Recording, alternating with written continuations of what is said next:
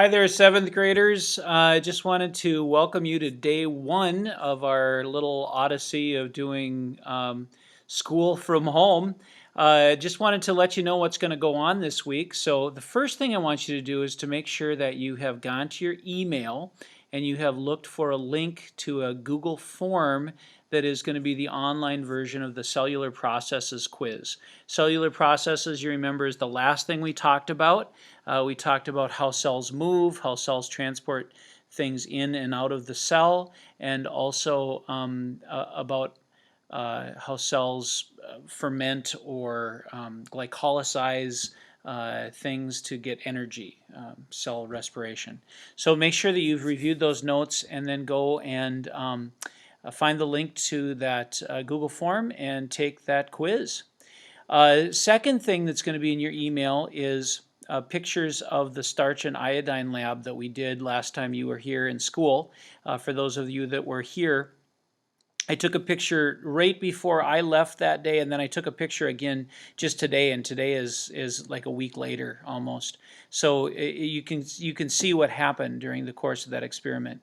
What I'd like you to do is I'd like you to complete that lab on paper, and then if you can take a picture of both sides of that lab sheet and send it back to me by email, that would be great, or you can send it to me by text. But I want you to make sure that you clearly put your name at the top so I know whose paper I'm getting back.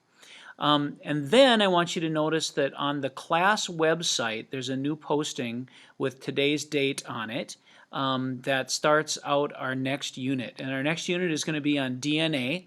And I'm not going to get into the content of that unit today. I'm going to do that tomorrow.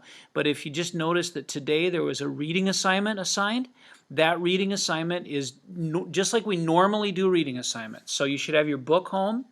Find the pages to read in your book, find the key concept questions or visual checks or whatever it is in the book as you read. Go to your Google Doc, retype the question and then type the answer just like we normally do, and that's the reading assignment for this week. It's due on Friday, so make sure that you get that done. And then the other thing to know is that I'm going to be sending you another email, and that email is going to have your FaceTime study groups in it. So I'd like to check in with you at least once a week in a group of about 3 or 4 kids. So I've organized you into different small groups, and we're going to meet on Wednesday and Thursday mornings at either 8 o'clock, 8:15, or 8:30, which is during our regular class time if you were in school. And you'll see which day and at which time your group is assigned to. And then it's during that time that you get a chance to kind of hear how other classmates are doing. You get a chance to ask questions of me if you had a question about something. During this first one, it's kind of me explaining DNA, so it's not a lot of difficult stuff. But as we go on, we're going to be talking about how DNA replicates and how it makes helps the ribosomes to make proteins, and then we're going to get into Punnett squares and various things that you might need some help from me live or get a chance to talk to some classmates about. So that's what that's all about. I'm expecting that you're each going to participate during the time that I assigned you, or you're going to have let me know ahead of time so that I put you in a different group. So my expectation is that you're going to be a part of that group for class points. Simply participating in one of those is going to show up as a lab grade in the grade book. So I look forward to seeing you all soon. Hope that you are all well. Hope that you're keeping good social distance away from each other. Hey, take this virus seriously. Remember that day that we did that little virus lab in class and Mr. Nicolay walked in and kind of was a part of our class that day.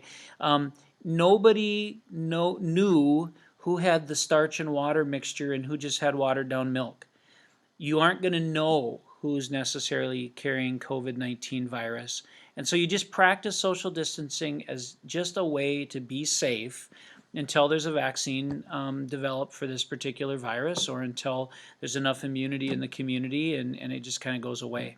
So again, stay safe, and I look forward to seeing you tomorrow as we start our first lesson. That'll be day 2, and we'll get into DNA. Good luck on the quiz. Talk to you soon. Bye-bye.